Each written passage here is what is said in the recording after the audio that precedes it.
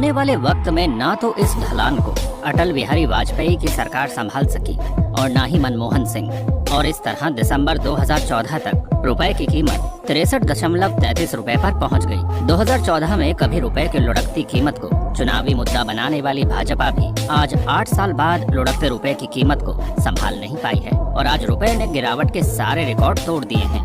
अब यहाँ 2 सवालों का जवाब खोजना लाजमी है।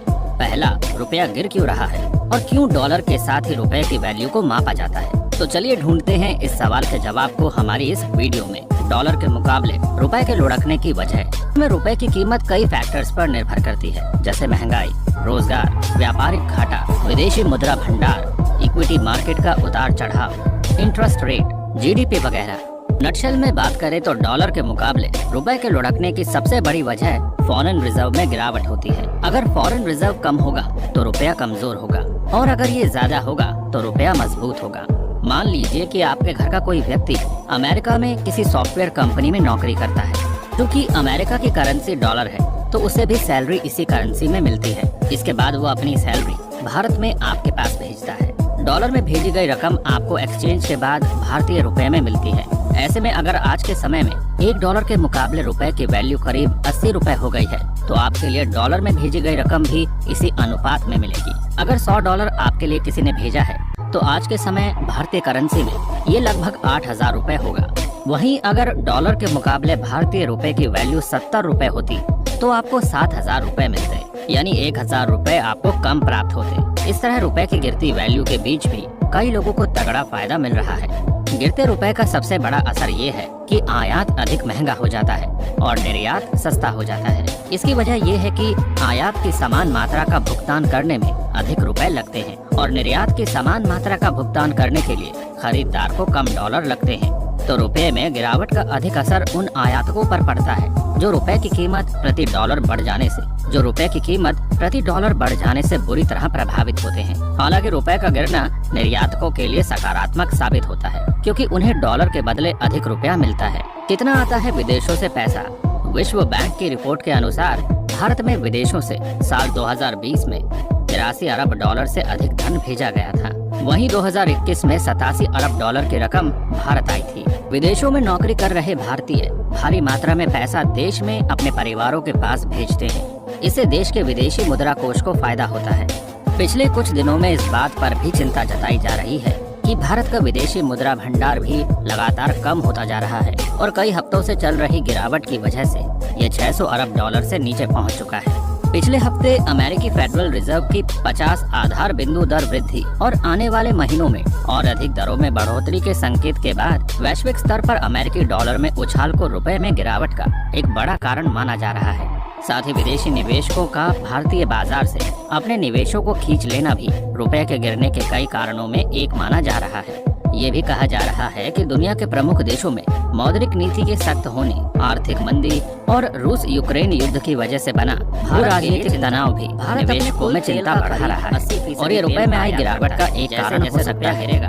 कच्चे तेल का आयात बिल बढ़ेगा और इस वजह से पेट्रोल और डीजल दोनों की कीमतों में बढ़ोतरी होगी। इसका सीधा असर परिवहन की लागत पर पड़ेगा और माल की कीमतों में वृद्धि होने से महंगाई बढ़ने की संभावना है। हालांकि कहा जा रहा है कि आम आदमी के लिए बड़ी समस्या तेल को लेकर है। पेट्रोल की कीमत पहले ही डॉलर में बढ़ गई है और क्योंकि भारतीय रुपए की कीमत गिर गई है तो भारत के लिए रुपए के मामले में पेट्रोल और महंगा हो गया।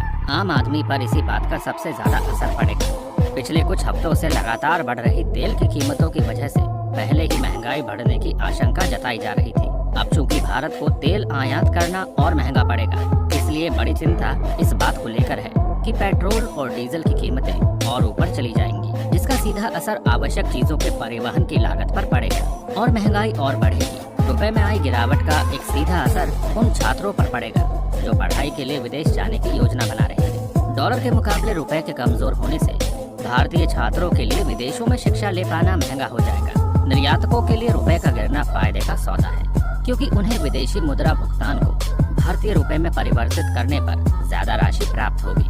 माना जा रहा है कि रुपए में गिरावट से आईटी और फार्मा कंपनियों की कमाई में तेजी आएगी। रुपए में गिरावट क्या है वजह है?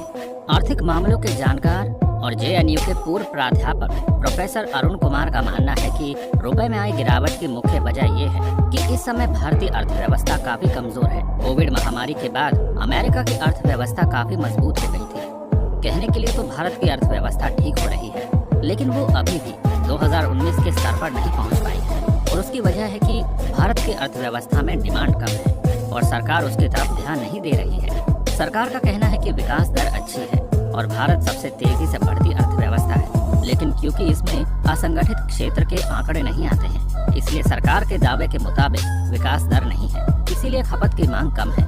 जब तक डिमांड नहीं होगी तब तक विकास दर अच्छा नहीं हो सकता। एक रिपोर्ट के हवाले से ये बताया गया है कि महंगाई बहुत तेजी से बढ़ रही है, मगर महंगाई के आंकड़े भी पूरी तरह से सही नहीं होते, क्योंकि इसमें सर्विस सेक्टर पूरी तरह रिफ्लेक्ट नहीं होता है। वे कहते हैं जैसे मेडिकल खर्चे और शिक्षा से जुड़े खर्चे बहुत बढ़ गए हैं, लेकिन वो महंगाई के आंकड़ों में पूरी तरह रिफ्लेक्ट नहीं होते हैं। इस सब का असर लोगों की खरीदने की शक्ति पर पड़ा है और खपत कम हुई है। खपत कम रहेगी तब तक उद्योग पुनर्जीवित नहीं होगा। चूँकि कैपेसिटी यूटिलाइजेशन कम है तो निवेश कम हो जाता है, और जब निवेश कम हो जाता है तो विकास दर कम हो जाती है। उनके अनुसार चूँकि अर्थव्यवस्था कमजोर है और महंगाई तेजी से बढ़ रही है, तो इसका असर इस बात पर पड़ेगा कि भारत की अर्थव्यवस्था को किस नजर से देखा जा रहा है। महामारी की वजह से और यूक्रेन में चल रहे युद्ध की वजह से आपूर्ति में बाधा आ गई है।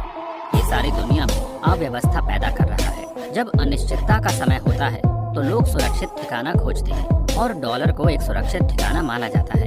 दुनिया भर में दाम बढ़ गए हैं और विश्व व्यापार अस्त व्यस्त हो गया है और भारत का चालू खाता घाटा बहुत बढ़ गया है।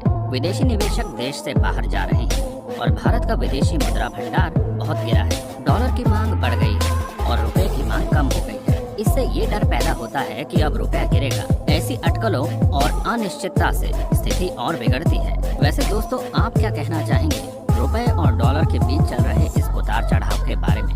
हमें अपनी राय कमेंट बॉक्स में कमेंट कर जरूर बताइएगा। तो मिलते हैं आपसे अगली वीडियो में। तब तक अपना ध्यान रखिए। Bye bye.